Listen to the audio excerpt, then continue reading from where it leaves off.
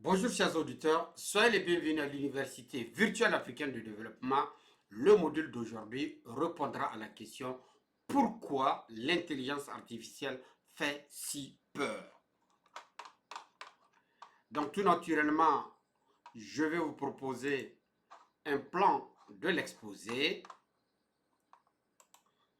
Mais avant, je vais parler de l'IA Act 2016, qui est une loi régulant l'utilisation de l'intelligence artificielle, qui stipule que à partir du mois d'août 2026, la formation en intelligence artificielle sera obligatoire aux agents des entreprises qui utilisent l'IA dans la zone de l'Union européenne.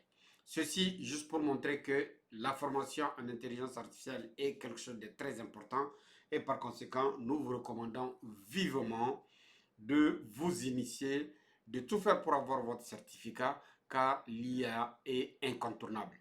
D'ailleurs, dans des pays très avancés comme la Chine, la formation en intelligence artificielle est instaurée dès l'âge de 6 ans. Je répète bien, dès l'âge de 6 ans. Eh bien, ne restez pas à la traîne. Donc, le plan que je vais utiliser sera un plan en 4 points. Nous ferons tout naturellement une introduction. Après cela, nous verrons les raisons pour lesquelles l'IA fait peur et nous proposerons des alternatives. Et on terminera par une conclusion. En introduction, je dirais que l'intelligence artificielle transforme notre société. L'intelligence artificielle suscite de la peur pour plusieurs raisons, qui sont à la fois d'ordre psychologique, d'ordre économique, d'ordre social et d'ordre éthique. Eh bien, on va essayer de voir ces différents aspects dans le développement de ce module.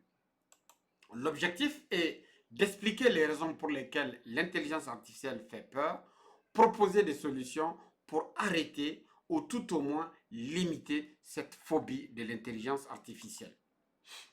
Eh bien, les raisons pour lesquelles l'IA fait peur sont multiples et la première raison, c'est la peur de l'inconnu. En effet, l'IA repose sur des concepts comme l'apprentissage automatique, des concepts comme le réseau des neurones, des concepts comme le deep learning ou des concepts comme le large language model. Eh bien, pour beaucoup de personnes, c'est une boîte noire, c'est une inconnue. Eh bien, la conséquence directe est que on ne comprend pas comment l'IA fonctionne, donc on s'en méfie. Donc, le réflexe humain est classique face à toute innovation majeure dont on ne connaît pas. C'est une peur naturelle dans l'optique de se protéger. Donc voilà la première raison pour laquelle les gens ont peur de l'intelligence artificielle. C'est la peur de l'inconnu. La deuxième raison, c'est le risque de perdre son emploi. En effet, l'IA automatise de plus en plus les tâches. Et cela crée beaucoup d'inquiétudes, car l'IA va remplacer beaucoup d'emplois qui sont répétitifs. Et elle va entraîner une transformation des métiers intellectuels.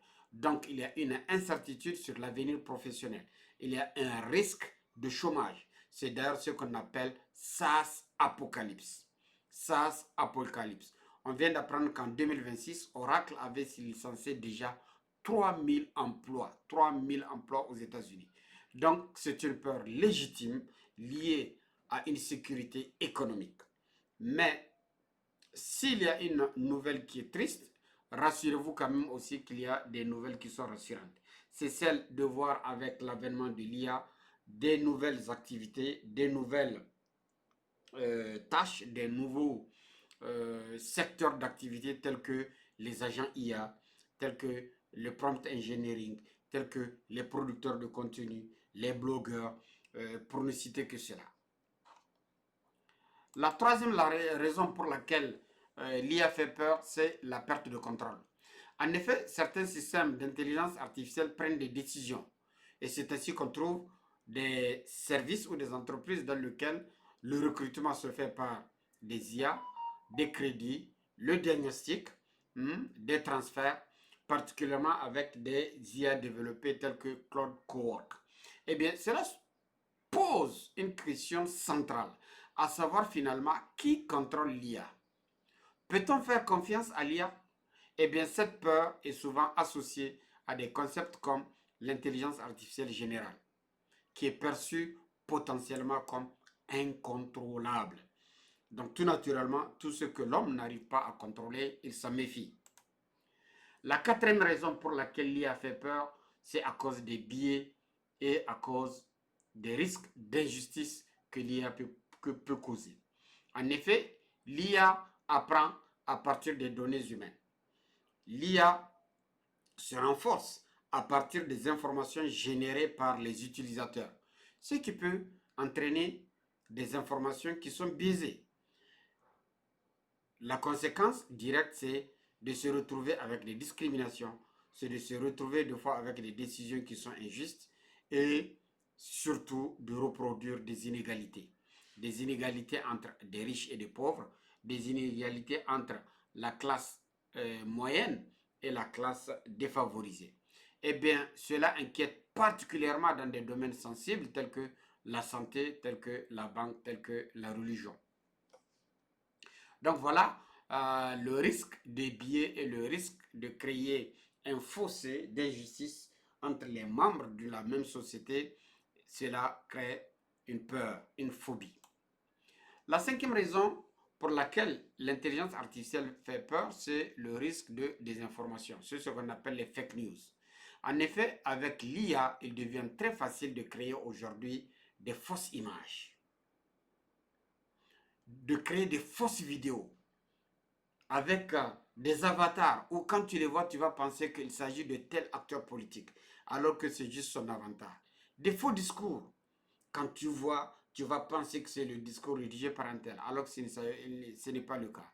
Donc, il y a des risques de manipulation de l'opinion. Donc, cela menace la confiance dans l'information et tout naturellement, dans certains pays, cela menace la démocratie. Donc, la sixième raison pour laquelle les gens ont peur de l'intelligence artificielle, c'est l'influence culturelle, particulièrement l'influence du cinéma qu'on appelle le software, des productions qui se font à Hollywood, à Bollywood, en Hollywood, pour ne citer que cela. En effet, des films comme Terminator, des films comme Cyborg, des films comme Matrix, ils ont ancré en nous une vision inquiétante. La vision inquiétante, c'est celle de voir des machines ou des robots qui dominent l'humain, des IA qui deviennent incontrôlables. Et bien, même si c'est de la fiction, cela a fortement influencé notre imaginaire collectif. Donc, à cause de cet impact créé par ces films de fiction, on pense que l'IA va se comporter comme ce que nous avons vu dans les films. La septième raison pour laquelle l'intelligence artificielle peur, ce sont les enjeux éthiques et les enjeux philosophiques. En effet, l'IA soulève beaucoup de questions profondes. On se pose des questions à savoir, peut-elle remplacer l'humain? A-t-elle une intelligence? Ou bien tout simplement est-ce une simulation? Où en est la limite de l'IA? Eh bien, cela touche à l'identité humaine elle-même. Et c'est à cause de cela que les gens se méfient de l'intelligence artificielle. Je profite de l'occasion pour vous dire que l'intelligence artificielle n'est qu'un algorithme de calcul mathématique basé sur la réponse la plus probable. Donc ce sont des algorithmes. Ce ne sont pas des humains. Pour l'instant, l'IA peut faire des calculs que l'homme ne peut pas faire tout naturellement. Mais l'IA n'est pas un humain et par conséquent, l'IA n'a ni sentiment et l'IA ne réfléchit pas. C'est un algorithme de calcul. La septième raison pour laquelle on se méfie de l'intelligence artificielle, c'est la vitesse à laquelle les IA évoluent et changent. En effet, l'IA évolue extrêmement vite. Entre 2022, qui a vu la création de ChatGPT avec l'entreprise OpenAI, et aujourd'hui, nous avons vu des dizaines et des dizaines d'intelligences artificielles. Je peux citer Claude, Claude Code, Claude Cowork, Perplexity, Gamma IA, Thèse IA, Midjourney, DeepSeek, Gemini, Grok, pour ne citer que cela. Donc, cette vitesse, cette ce changement extrême qui se fait à grande vitesse fait que la société n'a pas le temps de s'adapter. On n'a pas le temps de mettre en place des lois pour réguler cela, même si certains pays ont pris le pas. C'est ainsi qu'il y a l'IA Act 2024 et maintenant il y a l'IA Act 2026 dans la zone de l'Union européenne. Donc les gens se sentent de plus en plus dépassés par l'intelligence artificielle. Eh bien, en alternative, pour pouvoir faire face à cette hobby, je vais vous proposer, dans un premier instant, de démystifier l'intelligence artificielle pour réduire la peur. Et pour cela, il faudrait expliquer ce que c'est que l'intelligence artificielle. Il faudrait montrer les limites de l'intelligence artificielle, car l'intelligence artificielle a bel et bien des limites, car elle hallucine, elle peut se tromper. Il faut mettre l'homme au centre de l'intelligence artificielle.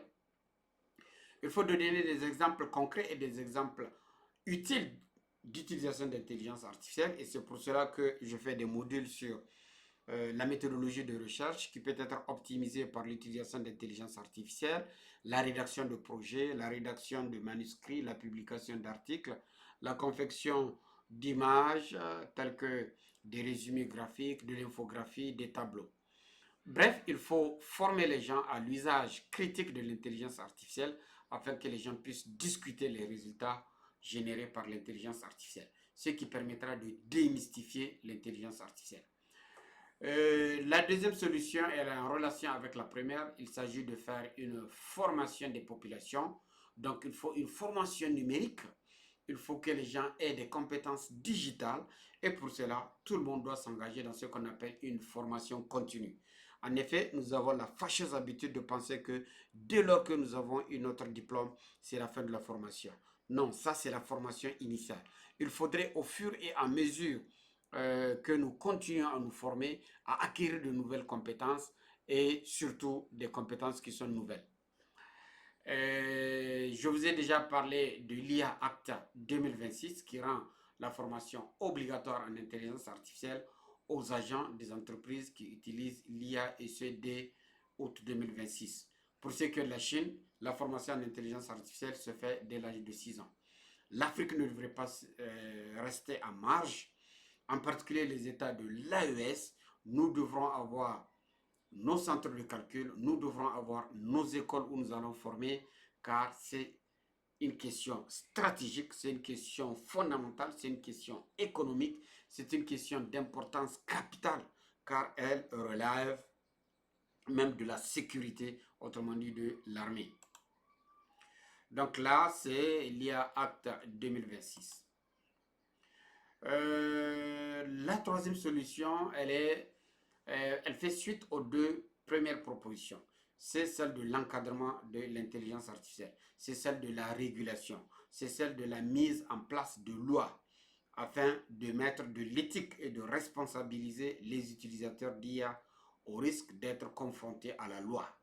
Et l'Union européenne a commencé déjà. Pour l'instant, les États-Unis et la Chine, il n'y a aucune régulation, mais j'ose espérer que dès lors qu'on va commencer à obtenir des difficultés, des avions qui se crashent, des drones qui survolent la vie intime des gens, on va commencer à mettre des garde-fous pour contrôler tout cela.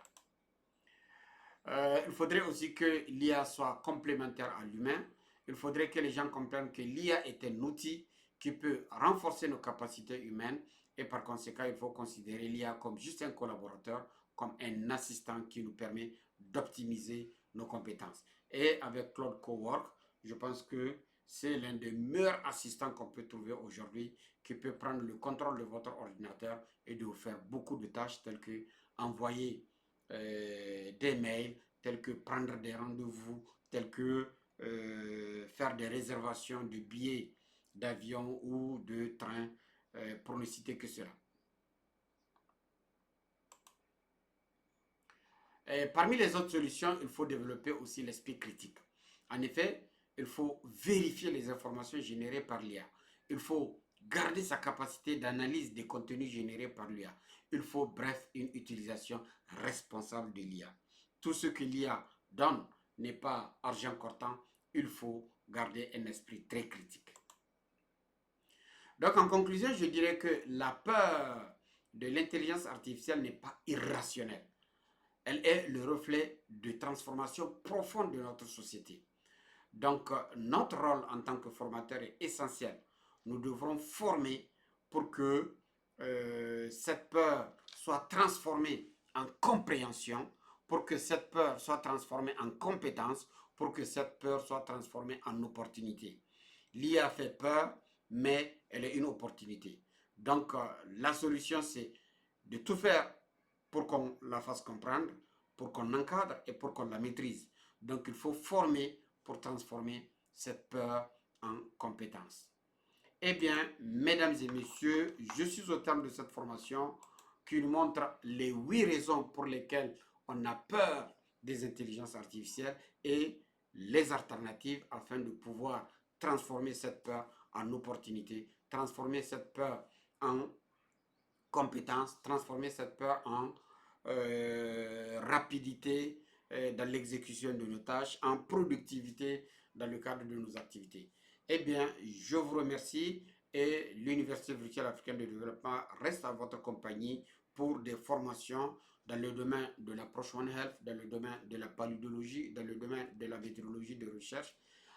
Et on peut aujourd'hui optimiser tout ce que nous faisons en utilisant l'intelligence artificielle.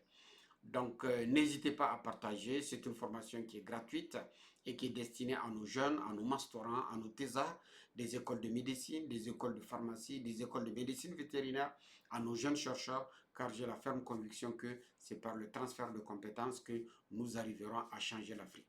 Sur ce, je vous remercie et on se donne rendez-vous à la prochaine formation.